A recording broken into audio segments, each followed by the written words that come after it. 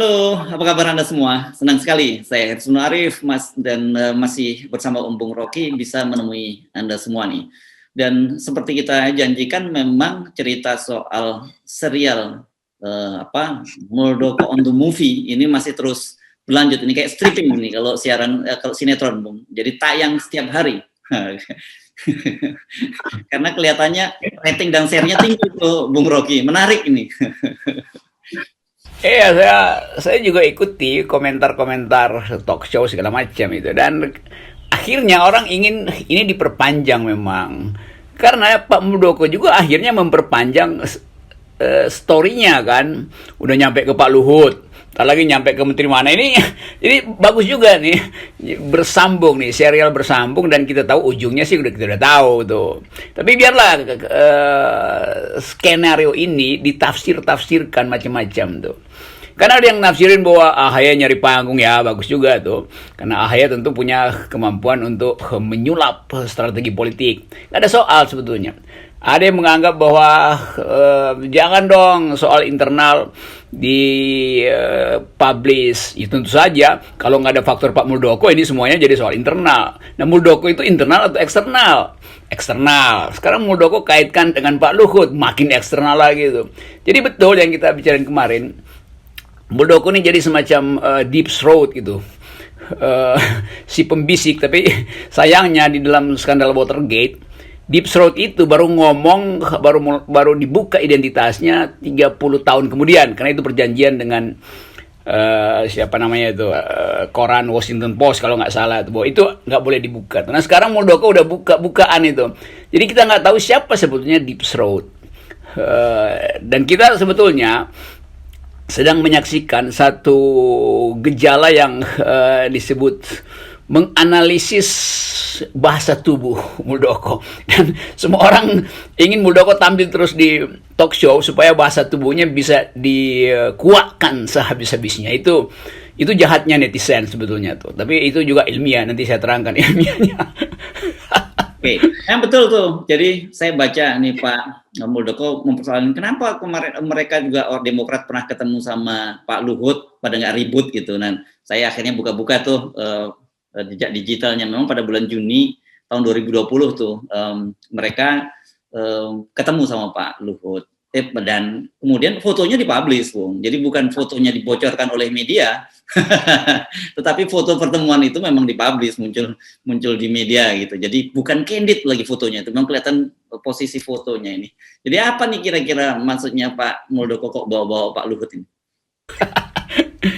Ya, dua soal sebetulnya. Ingin nyari patron gitu, supaya bebannya nggak terlalu berat, maka sebagian dilimpahkan kepada Pak Luhut. Tapi Pak Luhut juga pasti akan anggap nih gile apa gue. Masa gue bagian yang terbuka pada waktu itu, sekarang seolah-olah gue menyihir Partai Demokrat. Itu kan urusan tahun berapa, setahun lalu tuh. Yang nggak ada hubungannya dengan kudeta. Ya orang ngadu yang ngadu aja. Tapi Pak Luhut kan tidak melibatkan diri di dalam proyek kudeta Partai Demokrat. Ya mungkin aja Pak Luhut ingin agar supaya ya dia punya pengetahuan tentang apa yang terjadi di dalam internal Partai Demokrat, itu biasa aja tuh. Tapi ini AHY langsung bikin konferensi pers. Artinya ada skala persoalan yang luar biasa besar itu. Dan sangat mungkin bahwa 10% mungkin dari DPC udah dapat duit. Kalau 300 DPC, sepertiga aja 100 kali 100 juta udah 10 M duit beredar. Jadi sangat mungkin problem-problem itu yang dikhawatirkan oleh Partai Demokrat, karena itu dibeberkan. Jadi Pak Muldoko ini berupaya untuk cari pelindung, tapi caranya itu juga bukan nggak tepat ya, anakronis itu kalau istilahnya tuh. Bahwa itu peristiwa yang lain dengan maksud yang lain tuh. Karena itu jangan terlalu banyak cari-cari alibi Pak Muldoko, nanti kejebak itu. Itu sama seperti orang membandingkan ya, itu juga kan nyolong, yang ini sana juga iya, tapi itu nyolong mangga lain sama nyolong duren, baunya beda tuh. Ini bau duren bukan bau mangga itu. Kira-kira begitu. Akan ada kenakalan anak-anak kan. Enggak, saya nyolong mangga kok. Iya, tapi kok bau duren. Inilah soalnya tuh. Ini kita sambil info politein aja lah, bercanda-bercanda supaya betul-betul dirawat akal sehat dengan satire itu. Jadi tapi kalau nyolong durian tuh kelihatannya jarang tuh. Biasanya orang nyolong rambutan gitu atau nyolong mangga. Nah, yang saya tuh jangan-jangan menduga begini nih. Kan memang kalau berhadapan dengan Pak SBY itu Pak Muldoko inferior lah. Satu, angkatannya memang jauh. Pak SBY 73, Muldoko 81. Jadi ada selisih 8 tahun. Dan kemudian dia pernah jadi bawahan langsung gitu ya.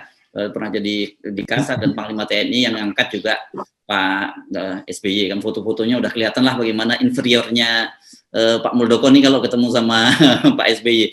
Dan kalau Pak Luhut ini kan lebih senior nih dari Pak SBY. Beliau rating 71. Jadi kan kira-kira dari sisi senioritas kalau ada jagoan, ada yang lebih senior turun ini mulai bisa berlindung lah gitu Pak Muldoko. Kira-kira begitu nggak ya motivasinya itu Bung Rocky? Mungkin Pak Luhut dijadikan jembatan untuk memberitahu pada Pak Jokowi bahwa nggak ada apa-apa. Jadi saya berpikir Pak Jokowi mungkin masih kasih tanda curiga pada Pak Muldoko. Karena Pak Muldoko pasti belum melapor pada Pak Jokowi. Dalam 2 hari Pak Jokowi nunggu sebetulnya tuh.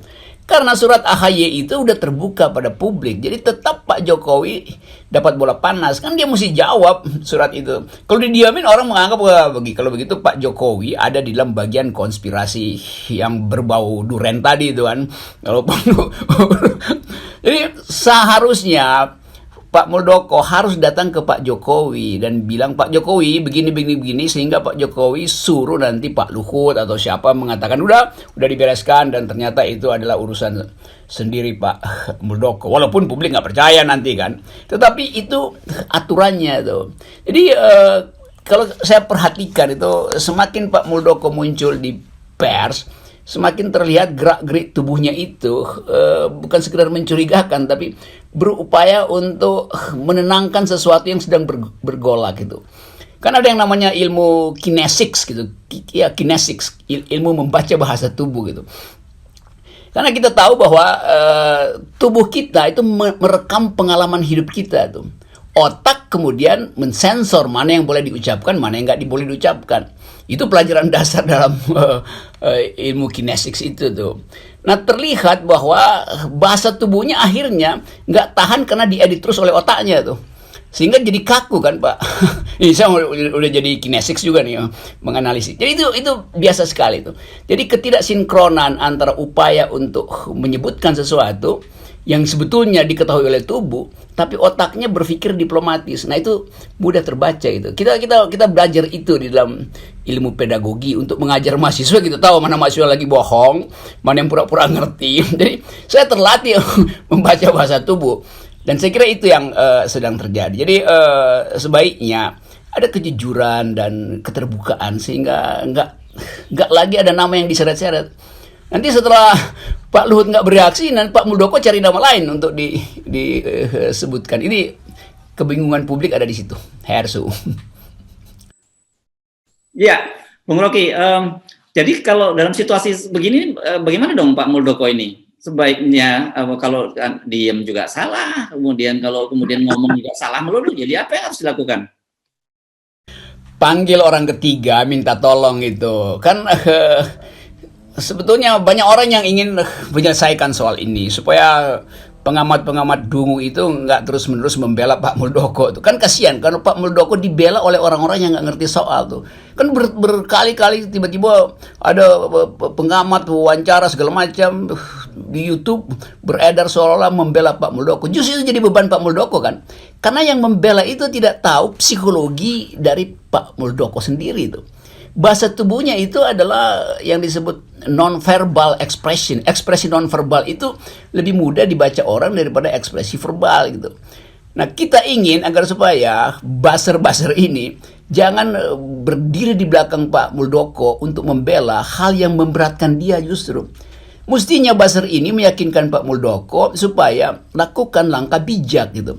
Jangan terus-menerus denial. Jadi semakin banyak buzzer bodoh membela Pak Muldoko makin tertekan. Jadi saya usulkan Pak Muldoko minta seseorang yang betul-betul punya kapasitas senior untuk mencari kalimat yang efektif gitu.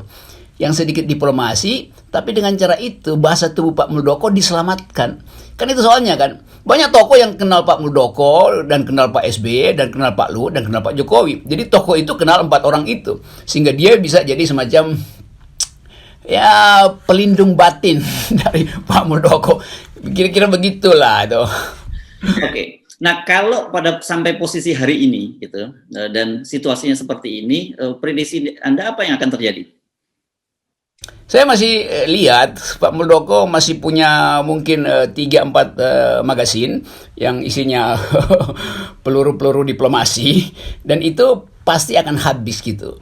Karena ini pertandingan pembuktian sebetulnya. Memang akan ada butuh pembuktian hukum, tapi Demokrat juga ngerti permainan itu.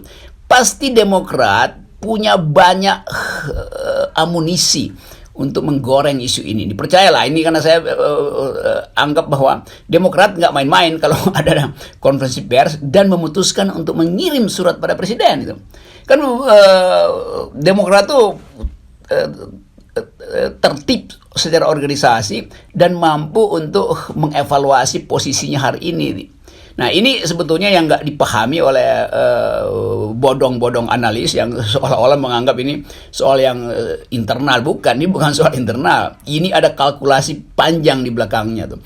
Apalagi nama Pak Muldoko dari seret-seret dalam kasus Asabri apa itu, walaupun itu mungkin separuh rumors atau separuh ada fakta. Jadi permainan ini bukan sekedar menyangkut Muldoko dan SBY, tapi juga ada soal di belakang itu yang sering kali saya katakan, persaingan di dalam istana sendiri itu, yang saling amputasi itu. Kan beberapa menteri juga diam-diam sebetulnya saya menganalisis bersyukur gitu, atau rasain lo, jadi saingan gue berkurang. Itu pikiran politik dari beberapa menteri juga kan. Nah, kita ingin supaya Pak Muldoko kembali pada keutuhan keprajuritan dia itu, semacam jiwa besar untuk mengakui sesuatu, atau kalau betul-betul dia anggap dia nggak bersalah, dia laporkan balik AHY ke Bareskrim. Itu langkah yang lebih efektif daripada setiap hari ngumpulin buzzer untuk naikin isu, ternyata nggak bisa juga tuh. Yang trending topik justru FNN karena dianggap memperpanjang sinetron. Karena memang FNN cuma berupaya untuk menganalisis. Saya juga hanya menganalisis. Saya nggak membela Muldoko, apalagi membela AHY. AHY mah udah bisa membela dirinya sendiri tuh. Jadi soal-soal semacam itu sebetulnya yang ya mudah-mudahan dalam 1 minggu ini selesai. Tapi jangan selesaikan dalam 2 hari ya. Ini kita kehilangan topik nanti ya. Oke, jadi sebenarnya tadi tanpa sadar Anda juga sudah memberi tip sebenarnya pada Pak Muldoko. Tapi sebenarnya sebagai jenderal pasti beliau paham bahwa medan pertempurannya itu bukan dengan Demokrat loh. Justru medan pertempuran yang ada di sekitar Anda atau dari belakang Anda, di antara rekan-rekan Anda itu jauh lebih serius kan, Bung Rocky dibanding ya.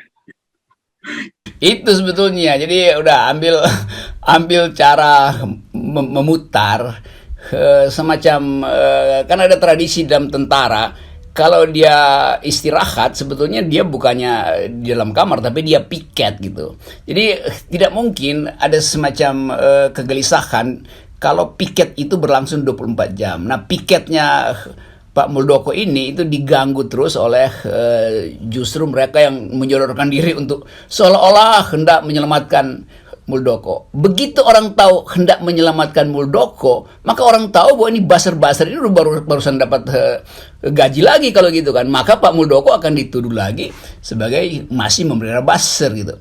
Jadi istilah-istilah kakak pembina, senior segala macam muncul lagi kan. Padahal sebetulnya ini buzzer ini betul-betul otaknya itu 2% mungkin dari dengkulnya tuh. Bahkan dengkulnya masih lebih berat daripada otaknya tuh. Dan itu yang memperburuk keadaan hari ini. Buatlah analisis yang mengarah pada upaya untuk membuka persoalan, bukan untuk mengcover persoalan. Jadi sekali lagi Demokrat akhirnya ikut di dalam permainan itu karena justru istana dan buzzer-buzzer istana ini selalu defensif, karena itu dicicil terus pembuktiannya kan. Nanti besok ada atau nanti sore pasti ada tokoh Demokrat yang membocorkan lagi isu baru atau bukti baru. Jadi terkepunglah Pak Muldoko dengan psikologinya sendiri itu, yaitu psikologi yang tidak stabil karena menyembunyikan sesuatu. Itu poinnya. Saya udah jadi psikolog nih harus ya. Ya. Jadi kelihatannya Demokrat yang sekarang sedang menikmati permainan, dan kalau kita ingat jargon di permainan basket yang sangat terkenal kan, enjoy the game. Iya. Dan kita ingin ada semacam shoot terakhir. Lalu end game-nya adalah perdamaian dan mulai dengan kompetisi yang sehat. Jangan-jangan end game-nya Pak Muldoko justru dapat kartu anggota istimewa Partai Demokrat dari AHY tuh kan. Ditandatangani khusus bahkan tuh. Yes. Oke. Dan ini sebenarnya pernah terjadi kok, kasus itu ketika beliau memimpin islah dengan HKTI. Pada waktu HKTI terbelah gitu. Saya ingat betul itu ada islah Muldoko dengan waktu itu Fadlizon yang tanda tangan. Jadi bisa jadi yang Anda bayangkan tadi tiba-tiba mungkin Muldoko dengan AHY tanda tangan bersama gitu. Ya itu, ya oke, ini masih episode pertama. Nanti episode kedua adalah episode saling tanda tangan gitu. Dan perjanjian-perjanjian di bawah meja juga pasti ada itu. Oke. Baik. Yes. Terima kasih Bung Rocky. Ya, oke. Harus Beno Arif dari FNN. Subscribe.